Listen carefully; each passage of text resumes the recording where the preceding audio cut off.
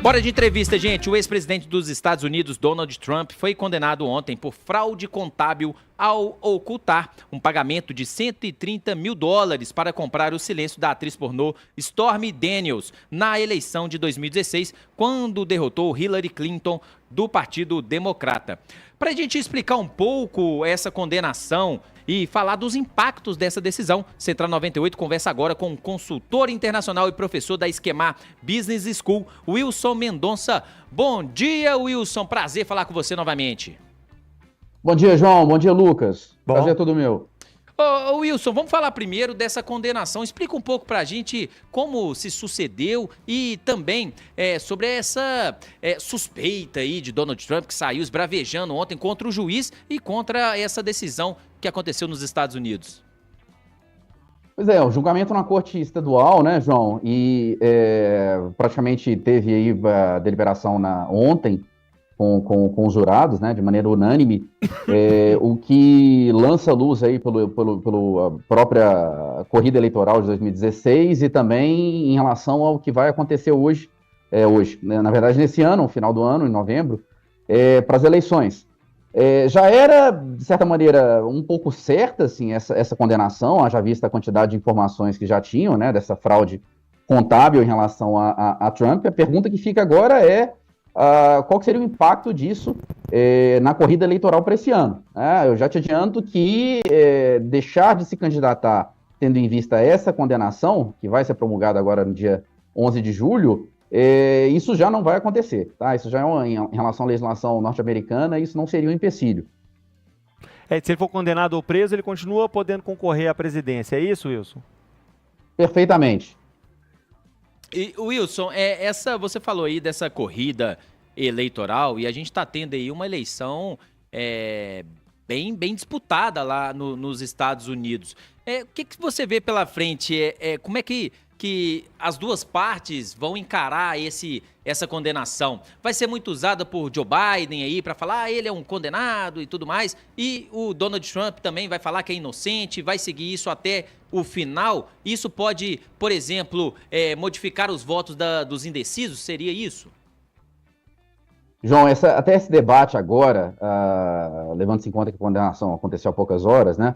Ele ainda está bastante dividido. Algumas pessoas consideram que essa condenação vai funcionar para inflamar ainda mais o eleitorado do Donald Trump, e também algumas pessoas que estavam indecisas talvez podem enxergar nisso uma manobra política, uma perseguição política, e o que eu ajudaria nessa corrida eleitoral, de maneira assim, até contraditória. Obviamente, toda a campanha do Joe Biden vai trabalhar de maneira muito intensiva com esse aspecto, justamente tentando atrair parte do eleitorado indeciso, que nesse front, eu diria que é uma parte bem diminuta, tá? Porque como é uma eleição de muitos extremos, parte do eleitorado indeciso ainda não teria tanto impacto assim, mas o comportamento deles, obviamente, nessa reta final vai fazer bastante diferença, né? Os próximos meses aí de como que eles vão utilizar esse tipo de resultado na eleição seria um grande problema. Mas eu diria que, curiosamente, isso pode, de certa maneira, ser um trunfo, levando-se em conta o perfil polêmico de Trump, de utilizar isso aí como um ato de perseguição, ou utilizando a expressão que ele faz uso corriqueiramente de caça às bruxas, né? Ele, inclusive, faz um novo pronunciamento hoje. Daqui a pouco ele vai falar e solidificando mais essa versão da perseguição, de que ele é perseguido, principalmente pelo ex-advogado dele. O que me deixa curioso nessa história ele foi condenado por um júri, mas a sentença ainda não saiu. Quais que são os próximos passos? Como é que funciona isso? Você vê a possibilidade de que Donald Trump seja de fato preso ou essa possibilidade é remota, Wilson? Eu sinceramente, acho que a prisão é muito remota, né? Primeiro, pela jurisprudência das cortes estaduais, principalmente nova-iorquina, de que isso não aconteceria para esse tipo de crime não violento, né? A outra questão que é bem chave nesse aspecto é que a prisão para um ex-presidente que tem aí, de maneira vitalícia, né, uma proteção dos agentes americanos seria algo extremamente inviável, assim, pensando em questões de logística. Mas o que fica preocupante lá, os próximos passos, no dia 11 de julho a gente vai ter aí a condenação, né, delimitada, quais seriam o que seria necessário a ser cumprido. Então, o que chama atenção ele vai ter em 11 de julho esse tipo de definição. A partir daí, como que o Partido Democrata vai começar a trabalhar com esse aspecto? E, obviamente, a ala republicana já está utilizando essa estratégia de maneira muito convincente, inclusive por parte do eleitorado, de uma perseguição, né?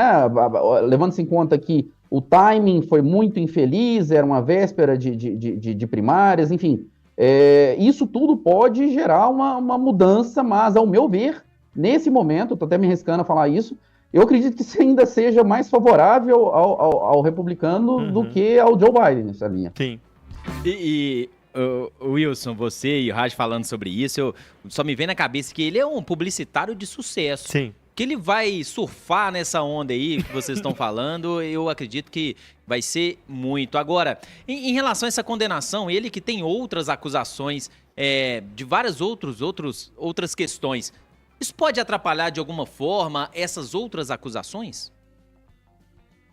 Não, na verdade, eu acho que não teria nenhum tipo de influência, sabe, João? Uma das únicas questões que poderiam comprometer, por exemplo, a ascensão ao cargo, mesmo condenado, por parte de um candidato, seria qualquer insurreição contra os Estados Unidos, né? E esse foi o tipo de julgamento que ocorreu e ele não teve, né, nem influência naquela invasão ao Congresso, que ficou muito, muito famosa. Então, eu diria que, assim, a previsibilidade para esses próximos momentos a imprevisibilidade, na verdade, é reflexo do atual debate dos principais analistas, né? Porque eles mesmos falam, isso caiu no colo de Donald Trump, que já tem por um costume trabalhar de maneira muito inflamada aspectos de polêmica, e ele está pegando um outro candidato, um oponente que está numa baixa considerável em relação ao seu eleitorado, que tem aí um impacto tanto do âmbito internacional quanto doméstico, também que o desfavorece. Então, seria um momento muito favorável para que ele inflame ainda mais essa postura de que ele está sendo injustiçado em véspera de eleição e que eles estão utilizando ferramentas aí que vão muito além dos aspectos democráticos para condená-lo, né? Inclusive, a Rússia já se manifestou, deixando muito claro que essa foi uma condenação extremamente estratégica e com fins de direcionar o resultado da eleição, né? Então, que o famoso que já perdeu, dá mas ganhou da conversa. Perdeu, mas ganhou aí, Donald Trump. Aproveitando, Wilson, para a gente finalizar, você citou aí a Rússia, né? E como é que fica isso para outros países? Tem alguma consequência ou os outros países também vão acabar se manifestando como a Rússia se manifestou, a favor ou contra essa condenação? Em tese, João, esse é o tipo de manifestação que é uma ingerência em assuntos domésticos, né? O que contraria assim, grande parte da agenda de política externa dos países, mas a Rússia é completamente sui generis nessa linha, né? Principalmente conversando em questões de eleição. Vocês devem lembrar em 2016, na corrida contra Hillary Clinton, que ele foi extremamente pressionado de utilizar recursos estrangeiros para o favorecer nessa corrida. Inclusive, a Hillary Clinton defendia que parte dos e-mails que foram rastreados pelos republicanos foi com intervenção de hackers russos. Então, assim, eu espero, né, sinceramente, que grande parte dos países democráticos eles não se manifestem sobre um tema que é da esfera exclusivamente doméstica. Mas, levando-se em conta a importância dessa eleição, em todos os aspectos, são dois extremos, né? São duas linhas que vamos pensar assim, no aspecto do meio ambiente ou de outras áreas, inclusive de estratégias geopolíticas, são dois opostos. E que o interesse de outros países é muito claro de que um candidato vença ou outro vença, dependendo da sua agenda de política externa. Então, não me surpreenderia se alguns países quebrassem esse protocolo e se manifestassem de uma maneira, vamos dizer assim, antidiplomática nessa linha. A Rússia já puxou essa fila para variar. Tá aí, gente, consultor internacional e professor Wilson Mendonça, da Esquemar Business School, falando sobre essa condenação de Donald Trump e suas consequências. Professor, obrigado, muito obrigado por estar aqui com a gente nessa sexta-feira pós-feriado. Volte sempre, portas sempre abertas. Uma satisfação, João, Lucas, um abraço para vocês. Bom dia. Bom dia.